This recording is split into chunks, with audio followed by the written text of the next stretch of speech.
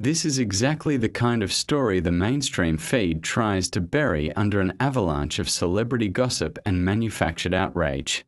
But you and I both know that when you peel back the layers of bureaucratic jargon, you usually find something far more calculated, and frankly, far more terrifying than simple incompetence. We are going to dig into a recent exchange that happened on Capitol Hill, a moment that should have been the headline of every nightly news broadcast in America but was conveniently glossed over. It involves Congressman Jim Jordan and a high-ranking immigration official, but don't let the dry setting fool you. This wasn't a meeting, it was a crime scene investigation. You have to ask yourself, right off the bat, why the definition of words seems to be shifting beneath our feet like quicksand. We are living in an era where up is down, freedom is compliance, and a secure border is actually a turnstile spinning so fast it's about to come off its hinges. The clip in question showcases a fundamental clash not just between two political parties, but between two distinct realities. On one side, you have the written law, the dusty old statutes passed by Congress, the people you elected. On the other side, you have this nebulous, expanding gray zone of executive fiat where UN elected officials rewrite the demographic destiny of a nation with the stroke of a pen. The subject at hand is parole. Now, to the average American, that word means something very specific. It usually conjures up images of the criminal justice system, or perhaps a very rare, humanitarian exception granted to an individual in extreme distress. Maybe a defector, maybe someone needing life-saving surgery that only a specialized hospital in Boston can provide. It was designed as a scalpel, a precise tool for extraordinary circumstances. But what Jim Jordan exposed in this hearing is that the administration has turned that scalpel into a bulldozer. They aren't using parole for individuals. They are using it for populations. And you have to wonder, is this really about humanitarian aid, or is it about engineering a new reality? When you look at the sheer numbers being thrown around, the scale is staggering. We aren't talking about a few dozen cases. We aren't even talking about a few thousand. We are talking about over 500,000 people, 580,000 to be precise, from 4 specific countries, ushered into the interior of the United States in a span of just 2 years. Let that number sink in. That is not a refugee crisis. That is the population of a major American city like Atlanta or Miami, effectively transplanted into the heartland overnight. And it was done without a single vote in Congress. It was done without a national debate. It was done in the shadows of administrative rulemaking, hidden behind the veil of processing pathways. Jim Jordan's line of questioning was surgical. He wasn't just shouting for the cameras. He was trying to get a straight answer on the legal justification for this mass movement of people. The statute he cited is crystal clear. It says parole is to be granted on a case-by-case basis. Case by case. In plain English, that means you look at the individual, you vet their specific story, you weigh the merits, and you make a decision. It does not mean you open a web portal and tell the entire population of a foreign nation, hey, if you can get here, you're in. But that is exactly what appears to be happening. They have automated the exception until the exception became the rule. The official's response, or rather, his lack of response, was the tell. In the world of high-stakes poker and DC politics, the silence is always where the truth hides. When asked directly if this program was established by Congress, the official danced. He pivoted. He used that classic Beltway tactic of answering a question nobody asked. He started talking about managing flows and relieving pressure on the Border Patrol. Notice the language shift there. He isn't talking about enforcing the law. He's talking about managing a product line. The migrants are the product, and the border is just a logistics hub. This brings us to the first major red flag that any critical thinker should spot immediately. If the goal is truly border security, why create a program that incentivizes more migration? It's a paradox that doesn't make sense unless the goal isn't actually security. If you tell the world that there is a guaranteed 2-year parole waiting for them, complete with work authorization and a path to social services, you aren't deterring illegal immigration. You are literally marketing it. You are putting up a billboard that can be seen from space. So, one has to ask the uncomfortable question: is the chaos at the border a bug in the system, or is it a feature? The official tried to frame this as a benevolent act, a way to stop people from hiring cartels and smugglers. On the surface, that sounds noble. Nobody wants to see people exploited by coyotes. But let's follow that logic for a second. By creating this legal pathway out of thin air, the administration claims they are hurting the cartels. But are they? Or are they simply taking over the final leg of the logistics chain? The cartels still get paid to move people to the transit points. The smugglers still control the routes. All the government has done is streamline the entry process, effectively acting as the travel agent for the final mile. It's a partnership in all but name, where the chaos serves as the justification for the expansion of power. Jordan hammered this point home when he brought up the concept of the categorical designation. This is legal speak for everyone in this bucket gets in. The law explicitly forbids categorical parole. You cannot just say, everyone from country X is paroled. That is a violation of the separation of powers. If you want to change the immigration quotas for a country, you have to go to Congress. You have to pass a bill. You have to face the voters. But this administration knows that such a bill would never pass. The American people, regardless of party, generally believe in borders. So, what do you do when the people won't give you the permission you want? You simply bypass the people entirely. This is where the conspiracy label gets thrown around to silence dissent. But we are looking at facts here. The fact is, they created a parallel immigration system. They built a shadow mechanism that operates alongside the legal one, but without the constraints. The legal system has caps. It has quotas. It has strict vetting requirements. This shadow system, it has discretion. And discretion is just a fancy word for doing whatever the hell you want until someone stops you. The official in the video kept referring to law enforcement benefits.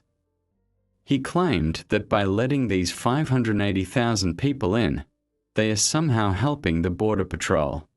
That is Orwellian doublespeak at its finest. Think about that logic. We are overwhelmed by people breaking the law, so to fix it, we will just stop calling it illegal. If you stop arresting bank robbers and just start holding the door open for them, the crime statistics for bank robbery will go down to zero. Does that mean the banks are safe? Of course not. It means you've surrendered. They are cooking the books. By recategorizing these entries as parolees rather than illegal apprehensions, the official numbers for illegal crossings might look different, but the reality on the ground, the impact on communities, schools, and hospitals, remains exactly the same. It's a shell game designed to fool the public until it's too late to reverse course. And why these 4 countries? Why this specific demographic? The official line is that these are unstable nations. But the world is full of unstable nations. There are dozens of countries with worse conditions. Why the red carpet for this specific group? A skeptic might look at the political map. A skeptic might look at the polling data. A skeptic might wonder if there is a long-term electoral strategy at play here. When you import a population size equivalent to a congressional district every few months, you aren't just changing the culture, you are changing the math. You are altering the census. You are shifting the apportionment of seats in the House of Representatives. This isn't about racism or xenophobia, despite what the corporate media will scream at you for even thinking these thoughts. This is about sovereignty. It is about the fundamental right of a nation to choose who enters its house. When Jim Jordan asks, "What is the limit?" the official has no answer. Because there isn't one. If the justification is conditions in the home country, then the limit is billions of people.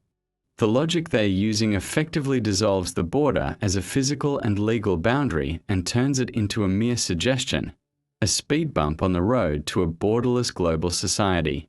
There was a moment in the transcript where the official tried to claim that Congress had acquiesced to this power because they hadn't explicitly stopped it in the past. This is a dangerous legal theory. It's the "if you didn't catch me stealing the car, it's my car now" defense. Just because previous administrations might have used parole on a small scale for specific crises, like the Vietnam War refugees or the Cuban boat lift, does not grant a blank check for this industrial-scale operation. Those were specific, finite events.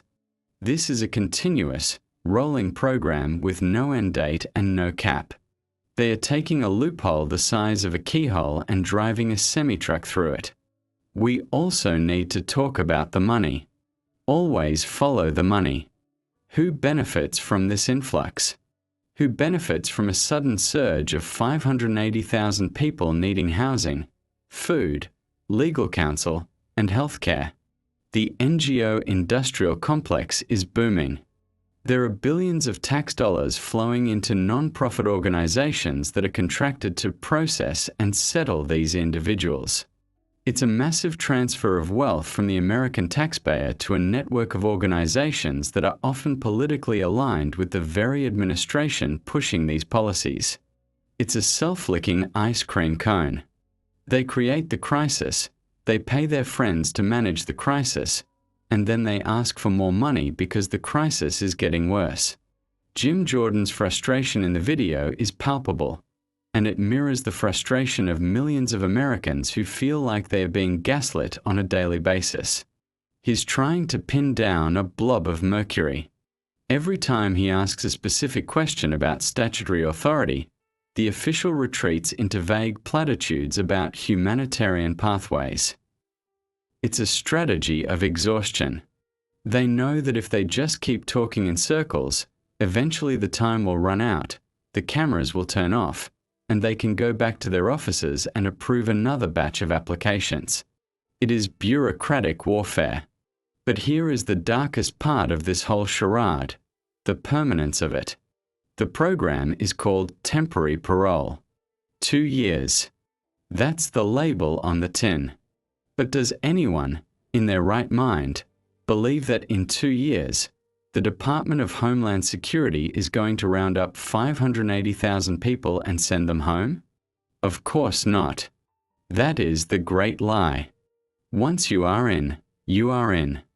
The system is so backlogged, intentionally, I would argue, that by the time these 2 years are up, these individuals will have put down roots, maybe had children, or simply disappeared into the interior.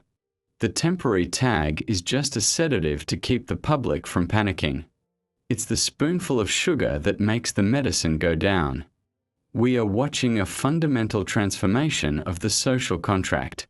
The government exists, theoretically, to serve the citizens who created it. But what we are witnessing is a government that seems to view its own citizens as an obstacle, an outdated constituency that needs to be diluted or replaced. When the law stands in their way, they ignore it. When Congress tries to intervene, they stonewall. And when you dare to ask why this is happening, they label you a conspiracy theorist. But looking at the cold, hard numbers presented in this hearing, the conspiracy isn't a theory anymore. It's a government policy. The official admitted, under duress, that this is a new way of doing things. He called it innovation. Since when do bureaucrats get to innovate around the Constitution? Innovation is for tech companies making better phones. not for unelected officials dismantling the immigration laws of a sovereign republic. This innovation is a usurpation. It is a soft coup against the legislative branch. And the most frightening part is how normalized it has become. We are supposed to just accept that the president can unilaterally decide to import the population of Wyoming every year without asking anyone for permission. As we go deeper into this, we need to look at the mechanism of how these people are arriving. They aren't just walking across the desert. Many are flying in. They are using an app, the CBP One app. Think about that. The government built a smartphone app to streamline the bypass of its own laws. It's the Uberization of illegal immigration. You download the app, you make an appointment, and you get escorted in. It brings a level of technological sophistication to the dismantling of the border that is truly dystopian. It's not a crisis of incompetence. It's a crisis of efficiency. They are very, very good at moving these people in. If only they were half as good at protecting the interests of the people already here. Jordan pointed out that the statute lists significant public benefit as a requirement for parole. Where is the public benefit? Has anyone explained to the struggling working class in Ohio or Pennsylvania how adding 500,000 low-wage competitors to the labor market benefits them? Has anyone explained to the communities dealing with overcrowded schools how this benefits them? The public benefit they speak of is a fiction. It benefits the corporations who want cheap labor. It benefits the political strategists who want a new electorate. It benefits the NGOs who want government contracts. But the public? The actual American public? They are the ones paying the bill for their own replacement. You have to dig deeper into the concept of vetting, because this is where the smoke and mirrors game is played at its highest level. In the hearing, the administration official assured Jim Jordan, and by extension, you, that every single one of these 580,000 individuals goes through a rigorous security check. They use words like biometric screening and national security databases to make you feel safe. It sounds high-tech. It sounds thorough. It sounds like something out of a spy movie where a computer scans a retina and instantly pulls up a person's entire life history. But let's step out of Hollywood and back into reality for a second. How, exactly, do you vet someone from a failed state? Let's take Haiti as an example. The government there has effectively collapsed. Gangs control the capital. The police records, if they even exist, are likely burned, buried, or controlled by warlords. So when a person from that environment applies for parole through an app on their phone, what database are we checking against? There isn't one. We are running their fingerprints against our criminal database. If they haven't committed a crime in the United States before, they come up clean. It is a negative vetting process. It doesn't prove they are good. It just proves we don't know they are bad yet. It is security theater designed to pacify the masses while the turnstile keeps spinning. And consider Venezuela. Diplomatic relations have been strained to the breaking point for years. Do you honestly believe the Maduro regime is sharing accurate criminal history data with the Biden administration? Do you think they are sending over files on their violent offenders? Or is it more likely that they are doing exactly what Castro did in the 1980s with the Mariel boat lift, emptying their prisons and sending their problems to us? A true skeptic looks at the crime waves hitting American cities, the rise of organized retail theft rings, the moped gangs in New York, and sees the direct downstream effect of this trust but don't verify vetting policy. The administration calls this a lawful pathway, a phrase tested in focus groups to sound orderly and benign. But let's look at the mechanics of this pathway. It relies on a sponsor system. To qualify for parole, the migrant needs a sponsor in the US to vouch for them financially. On paper, this is supposed to ensure they don't become a public charge. But who are these sponsors? Are they family members? Sometimes. But investigations have revealed that social media platforms are flooded with solicitations for sponsors. There are shadow markets where sponsorship is bought and sold. This opens the door wide for human trafficking rings to bring in indentured servants under the guise of humanitarian parole. When you monetize the entry process, you aren't creating a humanitarian corridor. You are creating a marketplace for human flesh. The cartels adapt. They always do. If the US government requires a sponsor, the cartels will provide the sponsor for a fee. The migrant then arrives in the US owing a massive debt to a criminal organization, a debt they must work off in the shadows of our economy. The official in the hearing glossed over this. He didn't talk about the exploitation. He didn't talk about the labor trafficking. He just talked about the efficiency of the process. It makes you wonder if the cheap labor is the point. Is this really about compassion, or is it about suppressing wages for the American working class? This brings us to the unholy alliance theory. Why would the Chamber of Commerce and the hard-left progressives, two groups that normally hate each other, be on the same side of this issue? Because they both get what they want. The corporate interests get a flood of desperate workers willing to take low wages and endure poor conditions, driving down labor costs across the board. The progressives get their demographic shift and their new voter base. The only loser in this equation is the average American citizen, whose wages stagnate while their rent skyrockets due to the artificial increase in housing demand. Jim Jordan tried to pin the official down on the significant public benefit clause again, and this is key. The statute requires that each parole grant provides a benefit to the United States. Not a benefit to the migrant, a benefit to the United States. How does paroling a random individual from Nicaragua benefit the taxpayer in Ohio? The administration's argument is essentially circular. It benefits the public because it reduces illegal crossings. But replacing an illegal crossing with a legalized crossing of the same person is a distinction without a difference.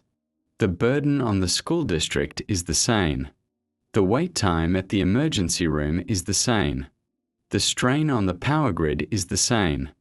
The officials' refusal to acknowledge this reality suggests that they view the American public not as stakeholders, but as resources to be managed. They are effectively nationalizing the cost of migration while privatizing the profits. The NGOs get the contracts, the corporations get the labor, and you get the tax bill and the cultural dislocation. It is a wealth transfer scheme masked as a moral crusade. And because they wrap it in the language of human rights, anyone who objects is demonized. Jordan is painted as heartless for asking how much this costs, but is actually asking the question that every fiduciary of the public trust should be asking. Let's look at the safe third country concept, which this parole program completely obliterates. International asylum law generally operates on the principle that you seek refuge in the first safe country you reach. But this parole program allows people to bypass perfectly safe nations to fly directly into the United States. Why? If you are fleeing persecution in Venezuela, why is safety in Colombia or Panama not good enough? Why must it be the United States? The answer is because this isn't about safety. It's about economic migration. And the administration knows it. By creating a parole pipeline that flies people over intermediate countries, they are explicitly acknowledging that the goal is not just safety, but residence in America. There is also a deeper, more insidious layer to the parole legal argument. The Constitution gives Congress the power to establish a uniform rule of naturalization. It's Article 1, Section 8. By creating a program that lets in 500,000 people without congressional approval, the executive branch is essentially rewriting the Constitution. They are saying, we don't need a law. We have policy. This is the road to tyranny. It starts with something that seems compassionate, helping refugees, and ends with a president who rules by decree, completely bypassing the representatives of the people. If they can do this with immigration, what else can they do it with? Gun control? Climate lockdowns? Digital currency? The precedent being set here is terrifying. If a statute says case by case and the executive interprets that as 580,000 people at once, then language has no meaning. The law is no longer a set of rules. It's just a raw material for lawyers to twist into whatever shape the regime desires. Jim Jordan sees this. You can hear it in his voice. He's not just arguing about immigration. He's arguing about the rule of law itself. He's realizing, in real time, that the other side isn't playing by the same rulebook. They have thrown the rulebook into the Potomac and are making it up as they go along. We must also question the timing. Why now? Why this sudden acceleration? A skeptic looks at the geopolitical landscape and sees the United States being hollowed out from within just as global tensions are rising. We are diluting our social cohesion, straining our infrastructure, and bankrupting our cities right when we need to be strongest. Is it incompetence? Or is it a controlled demolition? There are those who believe that the concept of the nation-state is outdated, an obstacle to a global governance model. To these globalists, borders are just lines on a map that prevent the efficient flow of human capital. This parole program is the battering ram against the concept of national sovereignty. By proving they can move 500,000 people into the country despite the objections of Congress and the public, they are proving that the nation-state is impotent. They are mocking the very idea of citizenship. If anyone can fly in and get work authorization and benefits, what is the value of being a citizen? Citizenship becomes nothing more than a tax liability. You pay for the party, but the guests get to eat the cake. And don't overlook the psychological operation, the PSYOP, being run on the American people. The media tells you the border is secure, while showing you footage of thousands of people waiting across the Rio Grande. They tell you the parole program is limited while admitting 30,000 people a month. This cognitive dissonance is induced intentionally. It's designed to make you question your own eyes. It's gaslighting on a national scale. They want you to give up, to stop paying attention, to accept the new normal. Because if you accept it, they win. The transcript reveals another disturbing detail, the lack of a sunset clause. When Jordan asks about the endgame, there is none. The program continues as long as the administration deems it necessary. And since the root causes of migration, poverty and instability in the Third World, will never be fully solved, the program is effectively permanent. It is a forever open door. They have built a bridge that only goes one way. And they are counting on the fact that once these populations are here, the political cost of removing them will be too high for any future Republican administration to stomach. It is a poison pill for the next president. Think about the logistical sophistication required to coordinate this. This isn't just a government operation. It requires coordination with airlines, airports in foreign countries, and international banking systems for the sponsorship funds. It suggests a level of planning that contradicts the chaos narrative. The chaos at the border is the distraction. The parole program is the organized operation running quietly in the background. While the cameras are focused on the wall, the real action is happening at the airports. They are flying the replacement population in over your head while you argue about barbed wire. And what about the health implications? We have strict rules for bringing a dog into the country, vaccination records, quarantine periods. But for 580,000 people coming from regions with collapsed healthcare systems, the screening is minimal at best. Tuberculosis, measles, diseases we had all but eradicated are making comebacks. Is this a coincidence? Or is it another cost of global citizenship that you are forced to bear? The administration treats these concerns as bigotry, but they are basic biological realities. A sovereign nation protects the health of its citizens. This administration seems to view that protection as an optional barrier to equity. Jim Jordan's questioning also subtly touched on the role of Congress's power of the purse. He knows that the only way to stop this is to defund it, but the administration has found ways around that too. They use fee-based accounts, money collected from other immigration applications, to fund these operations. They have created a shadow budget to fund their shadow immigration system.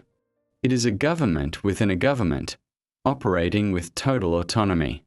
This is the definition of the deep state, not a smoky room of guys in trench coats, but a permanent bureaucracy that functions independently of the voters' will. The official's demeanor throughout the exchange was telling. He wasn't nervous. He wasn't apologetic. He was arrogant. He spoke with the confidence of someone who knows he is untouchable. He knows the media will cover for him. He knows the NGOs will support him. He knows the judicial system moves too slowly to stop him. He looked at a sitting congressman, a representative of the people, with barely concealed contempt. That look said everything you need to know. It said, "We are in charge, and there is nothing you can do about it." But is that true?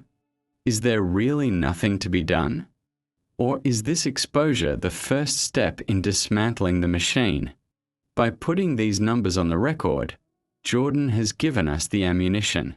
He has proven that the conspiracy theorists were right all along. It's not random, it's planned. It's not legal, it's a loophole. It's not small, it's massive. The question now is whether the American people will wake up in time to realize that their country is being stolen from under their feet, one parole application at a time. We have to consider the long-term sociological impact of this specific demographic injection. Unlike the waves of immigrants in the early 20th century who came to a booming industrial economy with a strong assimilation culture, this wave is entering a welfare state that celebrates multiculturalism over assimilation.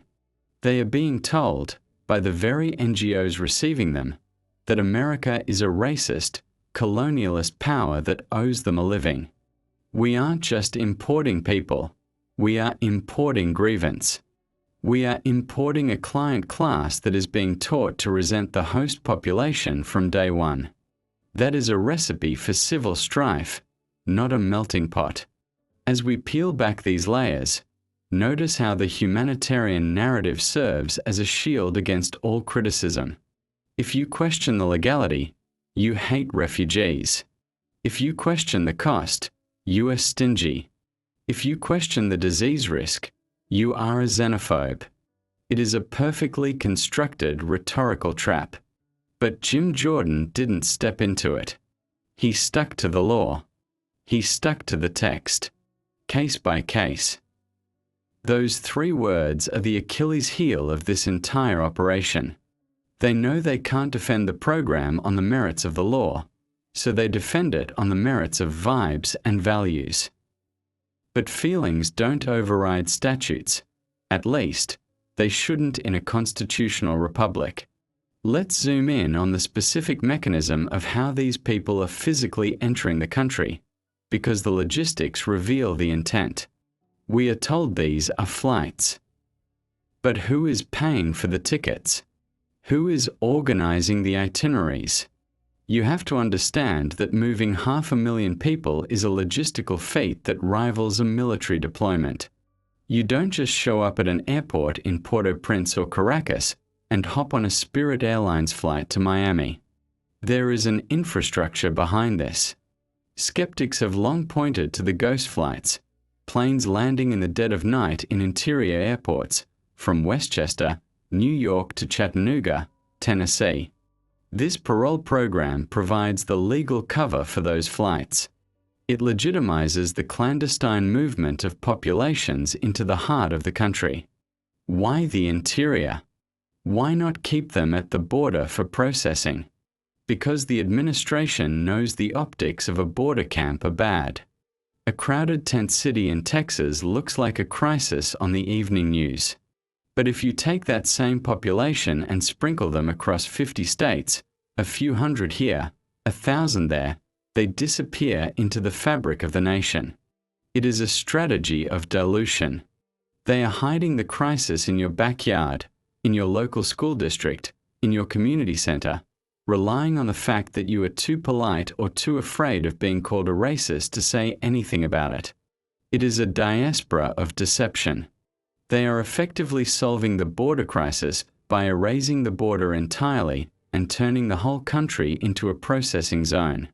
And let's talk about the CBP-1 app again, because this is the technological smoking gun.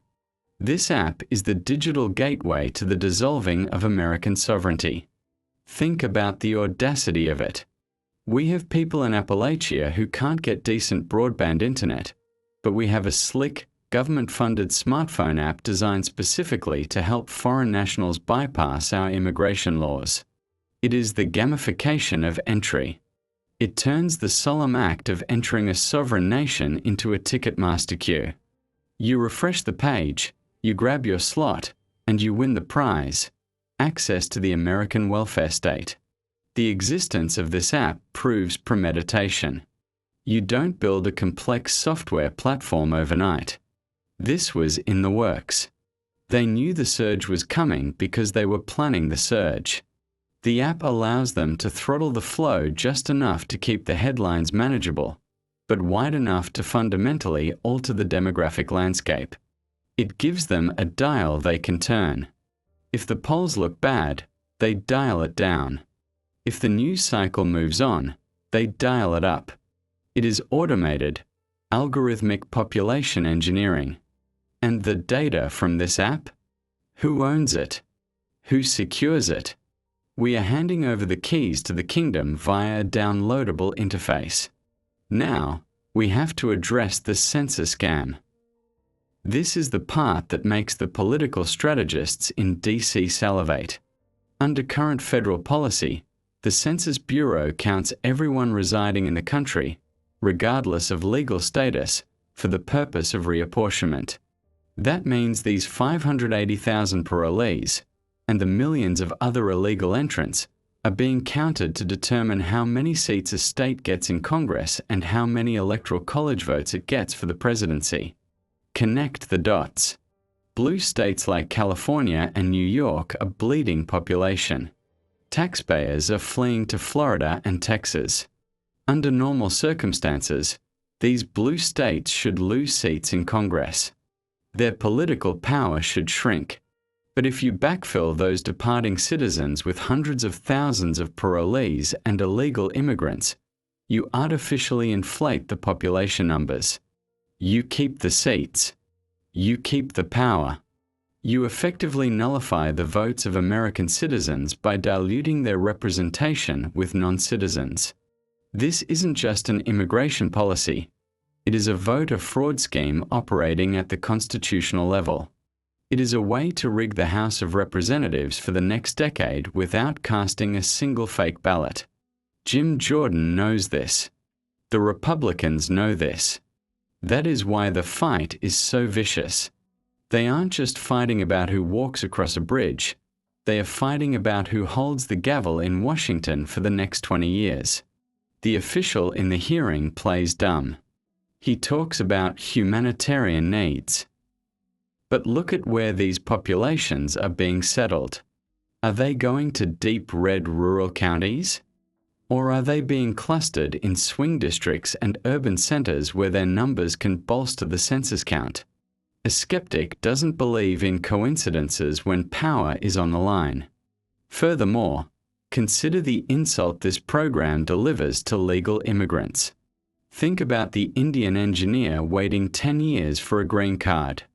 Think about the Filipino nurse spending thousands of dollars on fees and vetting. Think about the people doing it the right way, respecting our laws, learning our history, waiting their turn. This parole program spits in their faces. It says, "You are a fool for following the rules." It says that if you just show up at the border or use the app, you get to cut the line. It incentivizes lawlessness and punishes integrity. It creates a two-tier system where the rule breakers are rewarded with parole, and the rule followers are trapped in bureaucratic purgatory. The administration argues that these parolees have work authorization, so they will contribute to the economy. But let's look at the economics of low-skilled labor in 2024. We are on the verge of an AI and robotics revolution. Automation is about to wipe out millions of driving, service, and manufacturing jobs. Why, at this specific moment in history, are we importing 500,000 people whose primary skill set is manual labor? It makes no economic sense, unless the goal isn't economic prosperity, but social destabilization. We are importing a permanent underclass just as the jobs for that class are disappearing. We are building a powder keg of unemployment and resentment. And who pays for their health care? The official says they are vetted, but he doesn't say they are insured. When a parolee gets sick, they go to the emergency room. The hospital cannot turn them away. The cost is passed on to you in higher premiums and longer wait times. We are seeing hospitals in Denver, Chicago, and New York reaching breaking points. They are cutting services for citizens to accommodate the influx. The system is cannibalizing itself.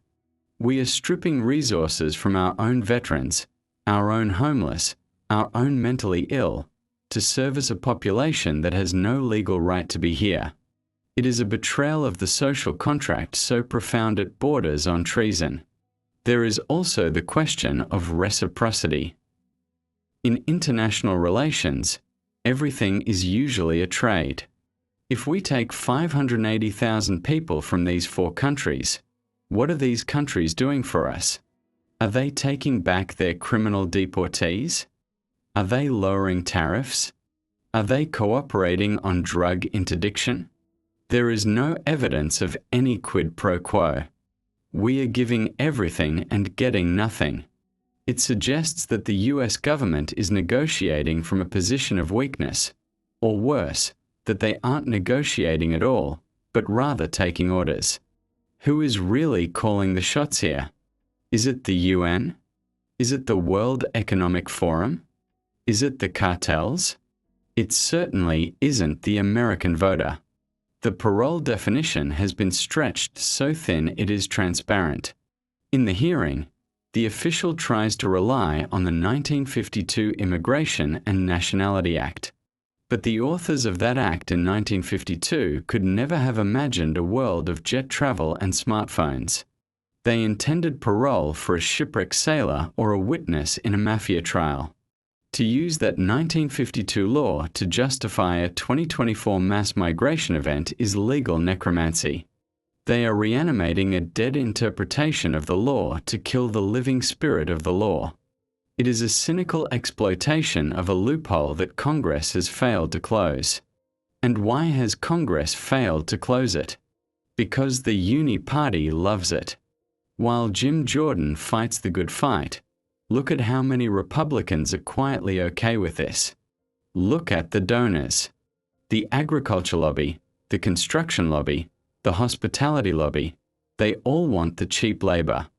They whisper in the ears of the politicians, let them complain on TV, but don't actually stop the flow.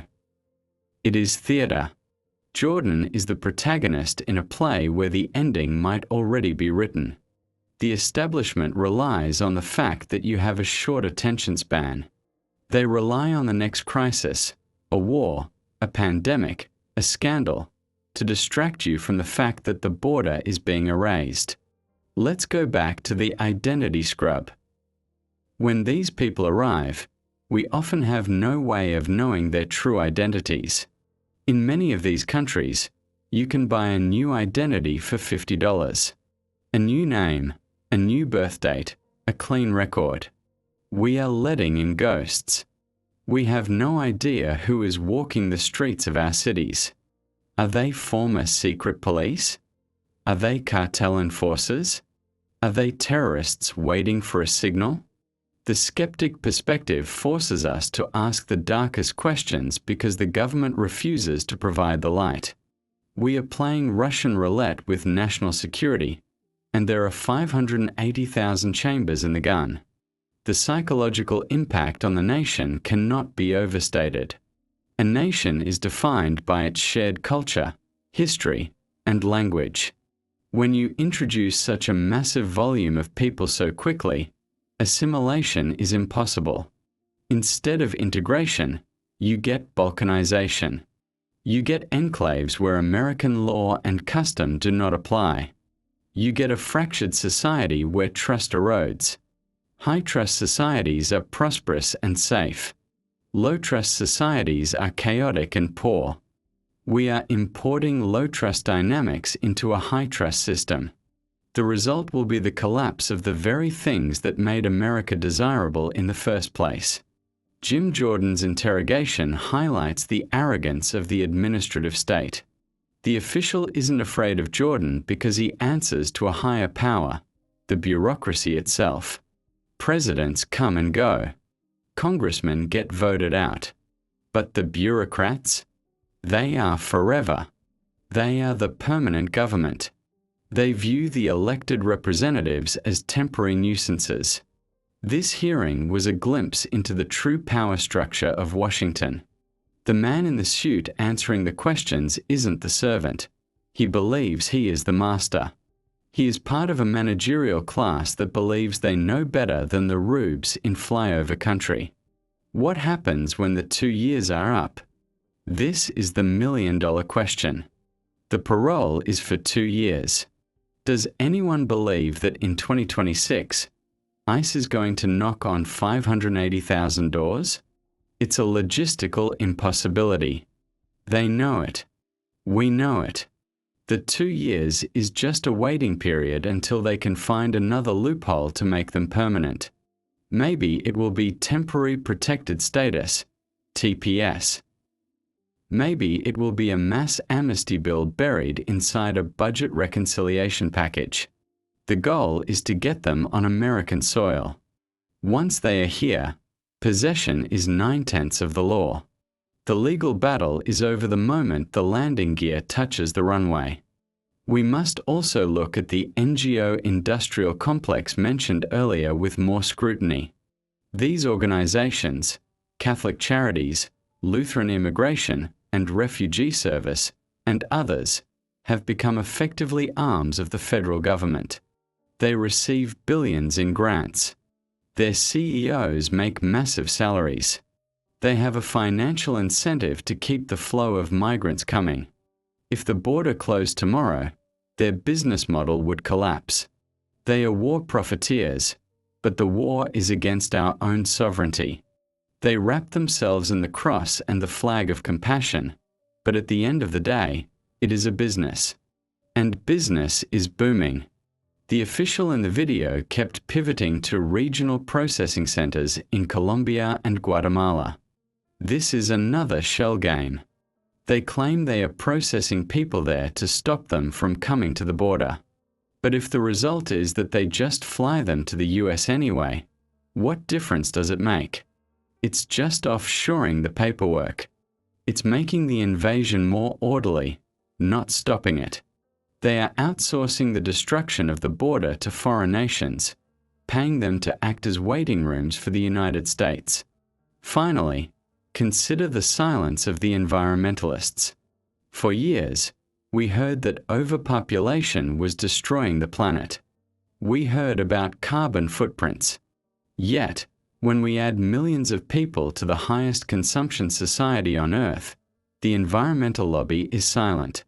If you move a person from a low-carbon footprint village in Nicaragua to a high-carbon footprint suburb in America, global emissions go up. Why aren't the Greens screaming about this? Because the political agenda of open borders trumps the environmental agenda. It exposes the hypocrisy of the entire leftist coalition. It's not about the planet. It's about power. This hearing was a warning shot. Jim Jordan fired it, but did anyone hear it? The transcript is a roadmap of our decline. It lays out, in black and white, exactly how the executive branch is dismantling the nation-state. They are doing it with legal jargon, with administrative rules, and with a smile on their faces. They are telling you it is for your own good. They are telling you it is safe and orderly. But as the skeptic knows, when the government tells you not to worry, that is the exact moment you should start panicking. The 580,000 are just the vanguard. The gates are open, the guards are asleep, or paid off, and the country you grew up in is being rewritten one parole letter at a time. We need to take a step back and look at the managed decline of the American standard of living, because this immigration policy is the engine driving it. You see, the economy is a closed system. Resources are finite. Land is finite. When you artificially pump the population numbers without a corresponding increase in infrastructure, housing, or production, the quality of life for the existing population must go down. It is basic physics. If you have a lifeboat designed for 10 people and you squeeze 50 into it, nobody is comfortable, and eventually the boat sinks. This parole program is the hole in the hull of the American lifeboat. Look at the housing market. Skeptics have been screaming about BlackRock and Vanguard buying up single-family homes, turning America into a nation of renters. But add the migration layer to that. Who is filling up the low-income housing? Who is driving up the rent in working-class neighborhoods? When the government issues vouchers to parolees to cover their rent, they are effectively setting a price floor. Landlords know the government check is guaranteed, so they raise prices. The single mom working 2 jobs at the diner can't compete with the federal government's printing press. She gets priced out of her own neighborhood. This isn't an accident, it's a squeeze. They are squeezing the middle class out of property ownership, and this mass migration is the vice they are using to turn the screw. Jim Jordan's focus on the legality of the program is crucial, but we have to look at the cultural legality. A nation is more than a set of laws. It is a shared agreement, a pact between neighbors. That pact is being shredded. When you walk down the street in your hometown and no longer hear English spoken, when the signs change, when the customs change overnight, you experience a sense of alienation in your own land. They call this diversity, but a skeptic sees it as displacement. They are erasing the local culture and replacing it with a globalized sludge where no one has any deep roots or loyalty to the soil. A transient population is easier to rule than a rooted one. If you don't feel like the land belongs to you, you won't fight for it. And what about the schools? This is where the rubber meets the road for millions of parents. The official in the hearing talks about processing, but he doesn't talk about where these people go. They go to your school district. Teachers are already overwhelmed. Now, toss in dozens of students who speak no English, have no formal education, and may be dealing with trauma. The teacher has to slow down the entire class to accommodate them. The curriculum gets dumbed down. Resources for special needs kids, for arts, for sports, they get diverted to ESL, English as a second language, programs. Your child's education is being sacrificed on the altar of this open border experiment. And if you complain at a school board meeting, you get put on a watch list. This brings us to the concept of anarcho-tyranny. It's a term coined to describe a state that is terrified of criminals but acts like a tyrant toward law-abiding citizens. Think about it. If you, a US citizen, try to enter a federal building without an ID, you are tackled. If you fail to pay your taxes, they freeze your bank account. But if you are a foreign national who breaks into the country, you get a phone, a plane ticket, and a debit card. The state has turned its guns inward. It polices you strictly because you are the only ones playing by the rules. The parolees exist in a zone of immunity. They are the protected class. You are the prey. Jordan exposed that there is effectively no criteria for rejection other than a known derogatory record. But as we established, unknown does not mean safe. Let's talk about the Trojan horse scenario. We know that our enemies are watching. We know China, Iran, and Russia are watching. Do you think they are ignoring this open door? Of course not. Intelligence agencies would be negligent if they didn't use this channel to insert operatives. A parolee from Venezuela could easily be an asset for a hostile intelligence service. A migrant from the Middle East could be a sleeper agent. We are inviting the fox into the henhouse and handing him a menu. The official's reliance on the phrase case by case is a mockery of the English language. In the law, words matter. Case by case implies a deliberative process, a judge, a review of evidence. Checking a box on a smartphone app is not a case-by-case review. It is a rubber stamp. It is an assembly line. They have industrialized the exception. It's like saying you are inspecting every car on the assembly line, but the conveyor belt is moving at 100 miles per hour. You aren't inspecting anything. You are just watching it blur past. They are lying to Congress, and they are lying to you, right to your face, relying on the complexity of the system to hide the simplicity of the crime. We also need to talk about the demographics of these parolees. Are they mostly women and children, the huddled masses the poem talks about? Look at the footage.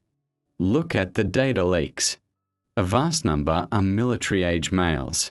Why? If this is about fleeing danger, why are the men leaving the women behind? In a real refugee crisis, the men stay to fight for their country, or they bring their families with them. When you see column after column of fit, young men arriving alone, that is not a refugee crisis. That looks a lot more like a migration of mercenaries, or at the very least, an economic invasion force. This skew in gender balance has terrifying implications for crime and social stability. Societies with a surplus of unattached, unemployed young men are historically unstable. It leads to violence, sexual assault, and gang formation. We are seeing this play out in Europe. Sweden, once the safest country in the world, is now the grenade attack capital of Europe. Why? Because they imported a surplus of young men from totally different cultures. We are importing the same problems, and the administration is calling it humanitarian.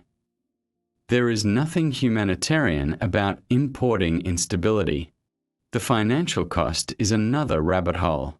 The official numbers only show the federal spending. They don't show the cost to the states. They don't show the cost to the cities.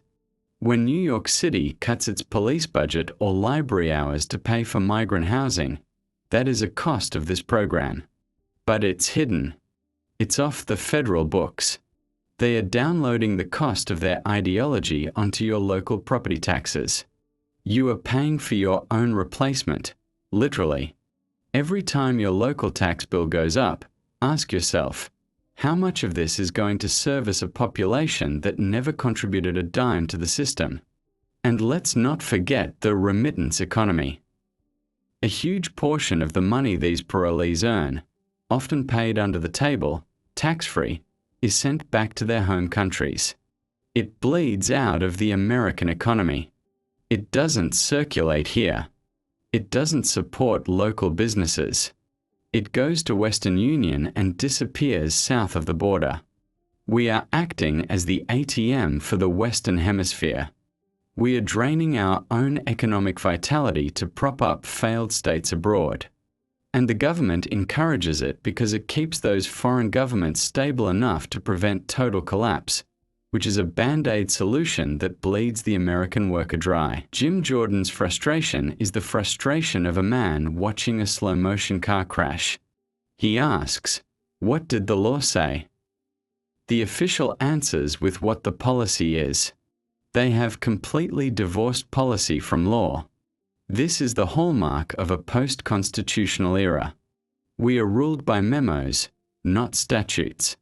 If a bureaucrat in the Department of Homeland Security can write a memo that effectively overrides an act of Congress, then we do not live in a democracy. We live in an administrative dictatorship. The elected officials are just window dressing. They are there to argue on TV while the real power operates in the shadows. There is a theory called clowed pivot. It's a political strategy developed in the 1960s by two sociologists. The goal?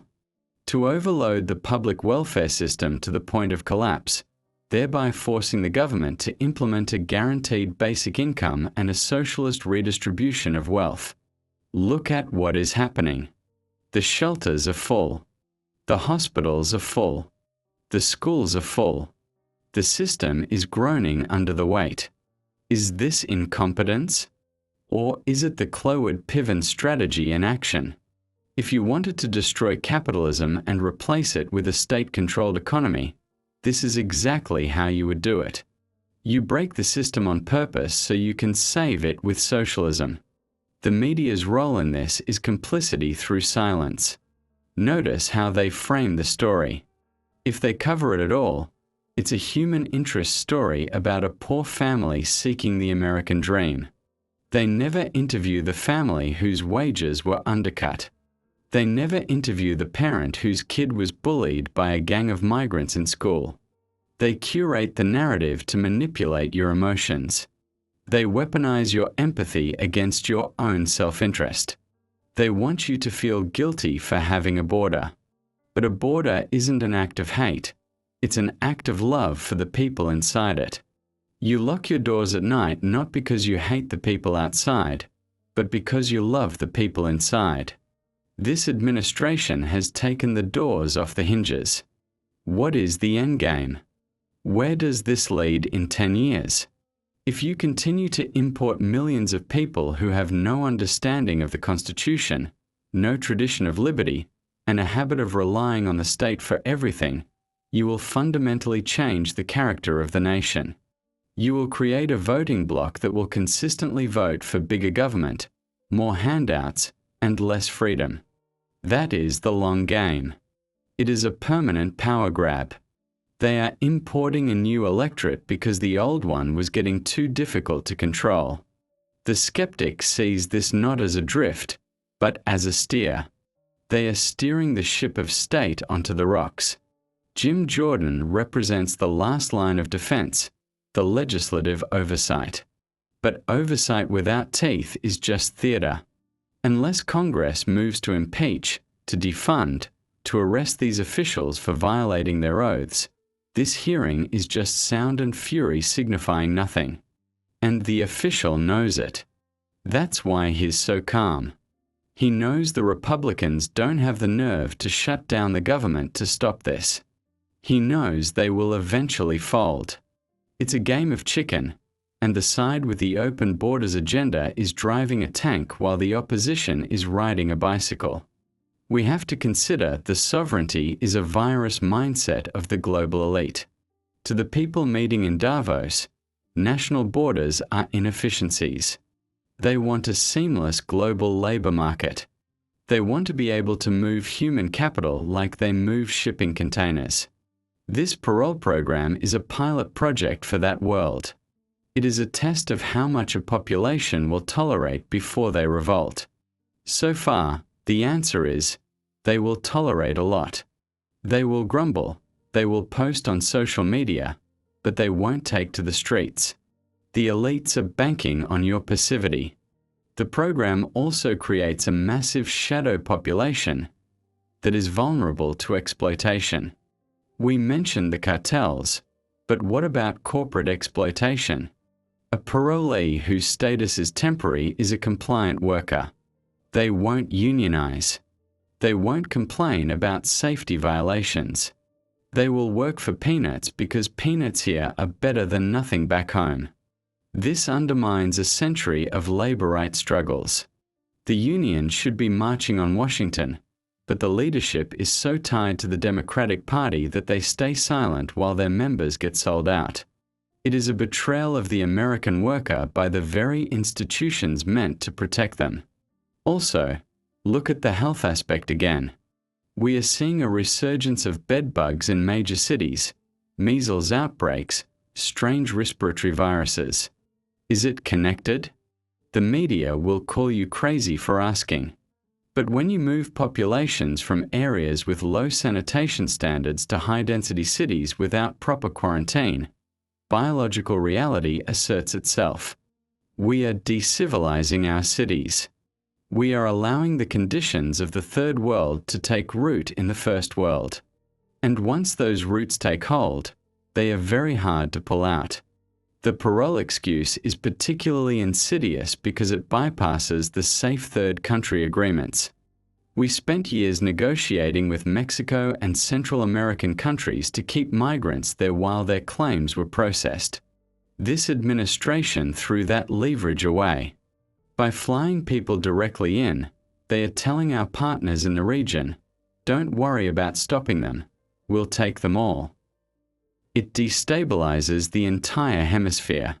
It encourages the very migration it claims to manage. It's a magnet. A giant, electrified magnet powered by your tax dollars. Finally, we have to ask, who are the sponsors? The vetting of sponsors is just as lax as the vetting of migrants. We have seen reports of sponsors holding dozens of people at a single address. That's not a sponsor, that's a labor camp. That's a brothel. That's a trafficking hub. The government is facilitating modern-day slavery under the banner of parole. They are handing vulnerable people over to predators and patting themselves on the back for being compassionate. It is sick. It is twisted. And it is happening on an industrial scale. Jim Jordan's questions peeled back the corner of the rug, and what's underneath is rotting. The parole program is not a policy. It is a crime scene. It is a violation of the Constitution, a betrayal of the citizenry, and a surrender of sovereignty. The 580,000 number is just the tip of the iceberg. The real number, the number including the gotaways, the overstays, the unknowns, is likely far higher. We are witnessing the dissolution of America as a distinct political entity and its transformation into a global economic zone. The next time you see a headline about border crossings dropping, remember this hearing. Remember that they didn't stop the crossings. They just renamed them. They moved them from the river to the airport. They moved them from illegal to parole. It is the greatest magic trick in political history. Now you see the border crisis, now you don't. But just because you can't see it on the news doesn't mean it isn't happening. It's happening in your town, right now. And unless you wake up and demand accountability, the America you know is gone. Let's pull the lens back and look at the National Security Suicide Pact. It's not just about who is coming in, it's about who we are becoming. A nation that cannot define its borders cannot define itself. When Jim Jordan presses the official on the definition of case by case, he isn't just being a stickler for grammar. He is fighting for the existence of the boundary line. If case by case can mean mass processing, then citizen can mean resident, and sovereignty can mean jurisdiction. It is the erosion of meaning that precedes the erosion of the state. Think about the sheer logistics of housing 580,000 new people every 2 years. And that's just this specific program, not counting the millions crossing the southern border illegally. Where do they sleep? We have a housing crisis in this country. Veterans are sleeping under bridges. Young families can't afford to start a home. Yet, suddenly, hotels in New York and Chicago are being commandeered to house migrants. The government is paying premium rates to hotel owners to house non-citizens, while citizens are priced out of existence. This is a direct transfer of wealth from the taxpayer to the hotel lobby, using migrants as the currency. It's a racket. And what happens to the neighborhoods around these migrant hotels? Crime goes up. Property values go down. The quality of life evaporates. We've seen it in New York, where residents are terrorized by moped gangs operating out of taxpayer-funded shelters. The police are hamstrung by sanctuary city policies that forbid them from cooperating with ICE. So you have a criminal class that is effectively immune from deportation, housed at public expense, and free to prey on the local population. This isn't governance. It is state-sponsored anarchy. The administration's refusal to answer the question about the limit is the most terrifying part. Is there a limit? Jordan asks. The answer is effectively no. The limit is whatever the infrastructure can bear before collapsing, and even then, they just push harder. They are testing the structural integrity of the American social fabric. How much can it stretch before it rips? We are hearing the tearing sounds right now. The riots in Europe are a preview of our future if this continues. When you overload a system, it breaks. And maybe, just maybe, that breakage is the goal. Order out of chaos. Consider the digital ID angle. This parole program relies heavily on digital processing, the CBP-1 app, biometric data.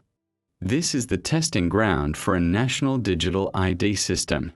If they can track and manage 580,000 migrants through an app, how long before that same technology is turned on you? How long before you need a digital pass to travel between states or to access certain services? They are building the infrastructure of control using migrants as the beta testers. Once the system is perfected, it will be rolled out to the general population under the guise of safety or efficiency. The official in the hearing also glossed over the recidivism of these parolees. What happens when they commit crimes? In many cases, they are simply released back onto the streets because their home countries won't take them back. We have created a class of untouchable criminals. They can't be deported, they can't be held indefinitely, so they are just released. We have seen tragic cases of murder and assault committed by individuals who should never have been here in the first place. The blood of those victims is on the hands of the architects of this policy. And let's not ignore the brain drain from the source countries. By encouraging the most mobile, most ambitious, and most able-bodied people to leave their home countries, we are dooming those nations to permanent poverty. Who will rebuild Haiti if every young man leaves for the US? Who will fix Venezuela if the workforce flees? This policy is not humanitarian for the sending countries. It is parasitic. We are stripping them of their human capital, ensuring they remain failed states forever, which in turn justifies more migration. It is a vicious cycle of exploitation disguised as charity. Jim Jordan's interrogation is a masterclass in exposing the administrative state. This official is not an elected leader. He is a career bureaucrat. He will be there long after Jordan is gone. He represents the deep state in its truest form, the permanent, unelected machinery of government that pursues its own agenda regardless of who sits in the Oval Office. They view the Constitution as a suggestion and the voters as a nuisance. This hearing was a rare glimpse of the mask slipping. The disdain was palpable. He wasn't answering to the people. He was tolerating them. The parole program is also a massive national security vulnerability regarding terrorism. The FBI director himself has warned that the border crisis poses a massive terror threat. We know that individuals on the terror watch list have been caught. How many slipped through? How many used fake documents to get paroled? We won't know until the bombs go off. And when they do, the same officials who opened the door will stand in front of the cameras and say, "Nobody could have predicted this." But we are predicting it right now. The skeptics are predicting it. Jim Jordan is predicting it. It is not a matter of if, but when. We must also look at the cultural Marxism aspect. The ideology driving this is one that views Western civilization as inherently oppressive and needing to be dismantled. By flooding the zone with non-Western populations, they dilute the oppressor culture. They tear down the statues, rewrite the history books, and change the demographics. It is a revolution by other means. They couldn't win the argument, so they are changing the people. It is a soft genocide of the American identity. The financial burden on the next generation is staggering. We are $34 trillion in debt. Adding millions of dependents to the welfare rolls is fiscal suicide. Your children and grandchildren will be paying for the housing, healthcare, and education of these parolees for decades. We are mortgaging the future to pay for the political goals of the present. It is intergenerational theft.